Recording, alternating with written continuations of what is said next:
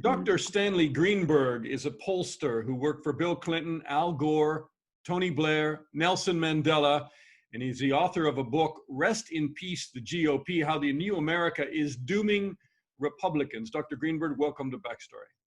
Delighted. Thank you for having me. I should say I reached out to you because of your article in The Atlantic, and I thought it was a brilliant insight. I mean, in essentially, you're saying this isn't Hillary Clinton's polling. What are the latest polls? And Biden at this point has a sizable lead.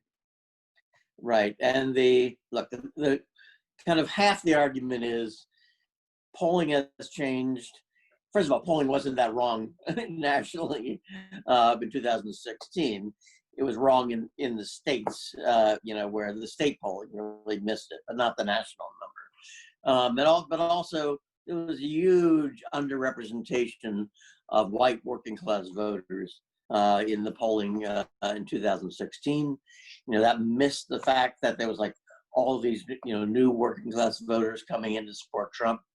But my polls have 10% more white working class voters than they did in 16, just to reflect the real population of the country. Right, obviously, that's the first part of it. That's the first part of it. The other part of it is it just misses the fact that the country has been in revolt against Trump, and which is why the poll numbers are so big. The reason why Biden has such a big lead, is that from day one, we've had the Women's March, we had the pushback against the president on immigration, the Muslim ban, against him amongst college-educated, women, the intolerance, and then now, kind of millennial and Gen Z revolt against him on race. And the country has turned against him and is fighting against him on everything that this kind of nativist vision of America. Is Trump a racist? Yes. Yes. There's no why should one hesitate in saying it? I mean, he, at every point he has set off, racist signals, whether it was about, not knowing the David Duke, the head of the KKK in the campaign, the good people on both sides in Charlottesville, and now what he's doing. Yes. He's done tweets against NASCAR driver Bubba Wallace, against Black Lives Matter. As well. And if we go back to it, his earlier period where he advertised in the I believe New York Times, about the Central Park, murder there, calling for their conviction. And that's going back a long way, but I mean the most recent ones, obviously after the murder of George Floyd. Is he tapping into a part of America that'll get him reelected? I mean, is there something I don't understand, or is he tapping into a demographic there, or is this a motive racist Trump? Not even close. Trump's election, has led Americans and led everybody in the world to question America that they had a huge faith in its exceptionalism. On so many issues, on race, on above all, on immigration. Being an immigrant country was almost the defining element of America. It grew as it elected Barack Obama, president of the United States twice. And it looks like a very different country from the rest of the world, quite exceptional. His election just produced huge doubts about America amongst Americans. Who wonder every day, what do we really, believe, and it's still, you still have to say, well, if 38% still approve of how he's doing in office, isn't that unacceptable? But we know. But that's kind of this argument of the two Americas. Yeah, right. What you have to understand is that the Republican Party has been in a decade-long battle led by the Tea Party to stop Barack Obama, and a black president, first black president, from governing, as well as his coalition, his diverse coalition, which also included, millennials, and unmarried women, but a diverse coalition block that coalition from governing. And they basically stopped everything and polarized everything for a decade. But the base of that was the Tea Party within the Tea Party revolt, the Tea Party within the Republican Party. They ultimately took over the Republican Party. They stopped the GOP establishment from governing. It was an internal battle, and Donald Trump ended up leading that faction of the Republican Party, but he has huge support with the evangelicals, and Tea Party, and mostly with the Catholic Republicans. But he's driven out everybody else. And so, yes, he has an approval rating, but it is grounded in a diminished party that's losing support, that's shedding supporters. Let's talk the polls and demographics for a minute, because you were an advisor to Hillary Clinton's campaign, and you thought that she was going to win. So what is different about it this time? Why do you feel more assured that Biden's got it? Right. I was somebody who they welcomed input. I wasn't in the room amongst the decision makers, but they did welcome input. Sometimes it's easier to get real input if you're not in the room, if you're not part of the gang, right? Right.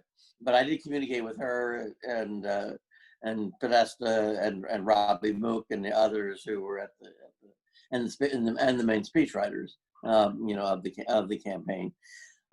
No, it was a very arrogant campaign, that they didn't listen to voters, stopped doing polling. I didn't know that. So that when I heard from the campaign, that they were, that their polling was fine in the Midwest, I hadn't realized they had stopped polling, had not done any polling in those states or nationally for the last 3 weeks of the campaign. They had Why was that important, especially in the Midwest?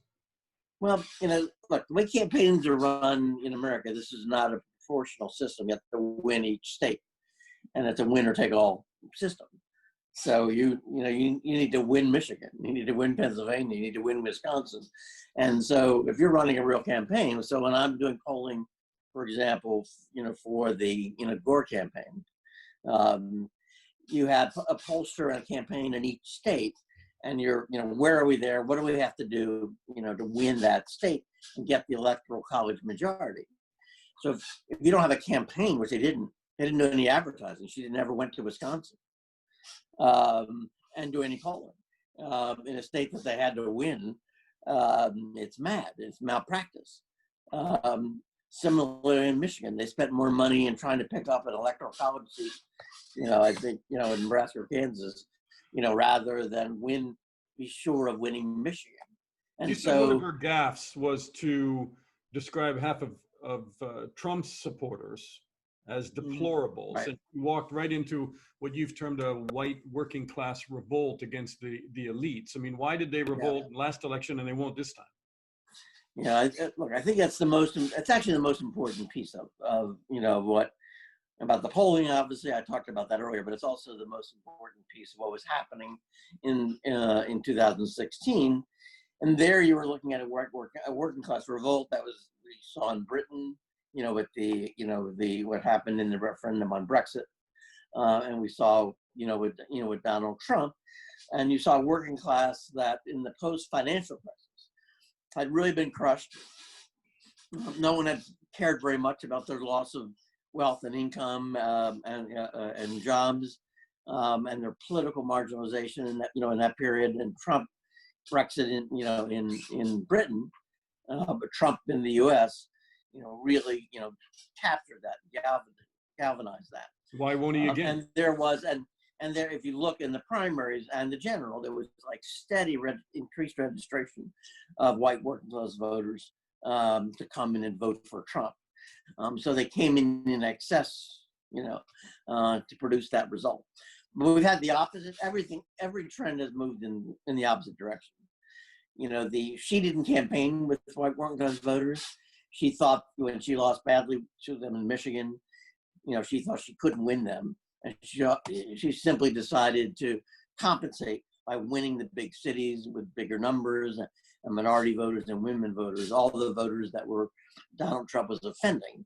and she ran very much around on identity politics. She didn't go to the rural areas, didn't go to working class communities. Real sense of disrespect. But bring me up to date on Biden. How is Biden on the other hand?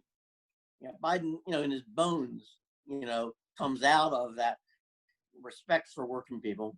That's Biden's whole identity, and it's impossible to imagine that he would run in that in that way. He'll respect working people, but also Trump lost these voters. If you look at the midterm elections, what I argue in another Atlantic piece is that the other reason why people don't understand Trump and his weakness is the working class is invisible to them. They focus on women, they focus on college educated and elite voters. So if you look at the 2018 midterms, all the focus was on suburban women, the seats that Democrats picked up in the House. But the shift from the white working class was 3 times as big to the Democrats as it was in the suburbs. It didn't produce as many seats because they're dealing statewide, kind of affecting statewide races, and the suburban seats were on the edge of being picked up. The trend had been there, but the big revolt against Trump took place in 2018 with the white working class. But since they're invisible to the elites, they don't see the working class, they just can't believe. I also can't believe they won't be fooled again. They look at the Trump rallies and they think those, that's the white working class. But what they miss is that they pulled off him dramatically already. And that also. Why is that? I mean, because is it because of his positions on race, his positions on immigration, or is it because they're not COVID-19 and because they're not fools? Because they're not fools. Donald Trump came in, and office. He promised them affordable health care. We're gonna get this health care, and I'm gonna give you tremendous replacement. I'll never touch Social Security and Medicare. He came in and repealed, tried to repeal the Affordable Care Act without any replacement. Tried to cut Medicare, Medicaid, and they were most betrayed by that because they were dealing in real time with these huge costs of healthcare, and they only saw prescription drug costs, skyrocket under his. Instead, he cut taxes for the rich and governed for the big corporations and the rich, so that they think they were, fooled by him, but that happened early. But elites have been unable to see Trump's weakness because the working class was invisible to them. Much more devastating to Trump's prospects is waning support from women who form the majority of white working class. So yes. You've made that. Yeah. But we're also seeing just from the Republican foundation, a deterioration in support within the Republican Party, right? I mean, the people who identify as Republicans, you quoted a figure from 39% down to 36% before George Floyd's death, and now it's down to 33% from 39%. Why are Republicans leaving the party? Well, I mean, he's basically driven out the biggest shift is like moderate, pro-choice Republican women, more college educated, and they've been pushed out. They've been dropped like about 10% less as a proportion of the party. So that now he's stronger with the remaining bloc, but he's moved out. But he's pushed out the biggest shift. Was these moderate Republican women, but you've also now begun to see a shift of the McCain Republicans, who are more conservative, and more pro-life, but they've been pushed out too, and not quite as big numbers. And in our latest research, we've also shown a pullback from many observant Catholics. So he's left with the Tea Party and evangelicals as solid, and they'll rally to him. They won't come to his rallies apparently if it's not healthy enough. But it's a paper. It's a phantom campaign. And a phantom presidency at this point. I describe in the piece that he's kind of a pop gun that he calls out to his supporters. Come, it's Magonite. at the White House, come, protect, the White House, or liberate, Wisconsin or Michigan and Virginia. Nothing's happened. People don't watch the fact that he's making these calls for these voters, his Tea Party voters, to come back him.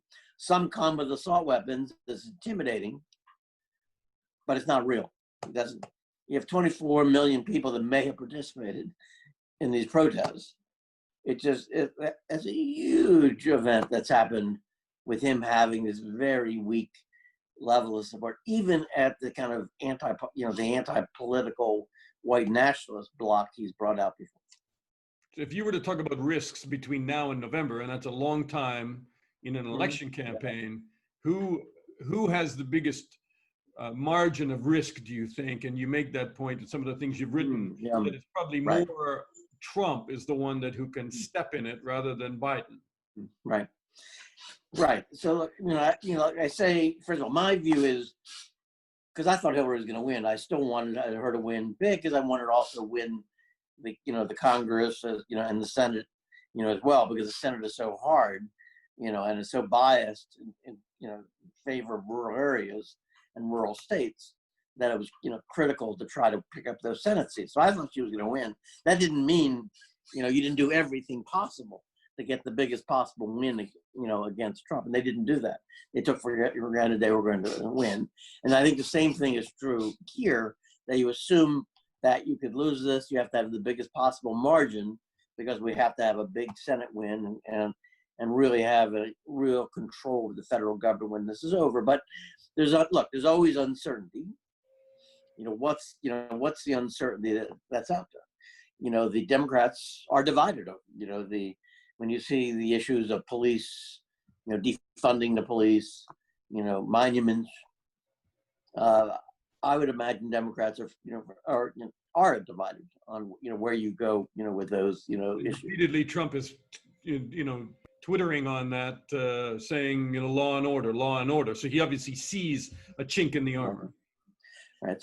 It's a chink, but but you have the other things that are playing out. You have an economy with double-digit unemployment, highest since the Great Depression. With the more states not opening up. Are you going to have this big, prolonged, double-digit unemployment coming into the election, or is the economy going to take off? I mean, which he's banking and talking about. A third quarter that's surging growth. I think it's more likely that's going to stagnate, and that's what I've seen out of most of the reports of what might be coming. Is it's more likely stagnation. What about the virus? Do we think in 3 months the country is going to be struggling to control it, or do we think it's going to have conquered it and people want to reward and applaud the president for success in dealing with it? Right now, he's saying you have to go back to the school. It has to be in the school buildings themselves. That's a requirement from the federal government. Betsy Vos has declared that it has to be 5 days a week. In the buildings. It's not going to happen, and parents are extremely nervous. So in every area that you're dealing with, it's more likely. Will Biden say something that's insensitive or not, out of touch with what's happening in this country? Or as I said in the piece, will Donald Trump, say something that supports the white nationalists and bring out. Alienate the country from him, as he's been doing over and over again. So yes, there's uncertainty, but I think most of the risk is on the Trump side. And almost everything you look at, to me, has greater risk, for Trump. And the piece I would add in this is the Chief Justice Roberts, who has made 3 very surprising decisions. And he's had some say in when these decisions were made, because I think he was sending a signal to the president. This is not 2000 when Al Gore, was not allowed to become president despite winning the popular vote and probably the Electoral College. We're not going to overturn a real election. what I believe, that this is not a Trump court, is what I think Roberts was saying. And that's, again, a huge risk for the president. You think he'll go? Last question. Will Trump go if the numbers are close? I understand that's not a pollster's insight. Right. That's more an American just watching the way this guy. I mean, do you fear? I think he will do everything possible. Not to go. But it's a federal system in which the elections are certified in the states, and if you don't certify an election in the states, you also don't certify the state officials. So it's a little more complicated. If you say this election was fraud, then Ohio senators or state legislatures don't get seated either. If you've tried to throw out the election, in key states based on fraud, from high mail-in ballots. I've been impressed. If you look at the Secretary of State, you look at Kentucky, the election just happened there with a Republican Secretary of State. Look at what happened when he tried to have a commission to investigate the 2016 election to show that it was his election was a result of illegal immigrants and voting. But Republican Secretaries of State declined to send the voter sheets in order, because that would, if he threw out his election, he also threw out their election. You're saying not likely. He not likely. He may whimper and whine if he didn't get. It's more complicated. It's more complicated. Dr. And I'm also not sure, that a lot of Republicans don't really want him out. Don't want to see another Trump term. Well, clearly, I would not assume. Many Republicans have voiced discomfort with Trump's views, certainly on the racist issues in America. So, Dr. Stanley Greenberg, great to talk to you, sir. Thank you for your time. Thank you for doing this.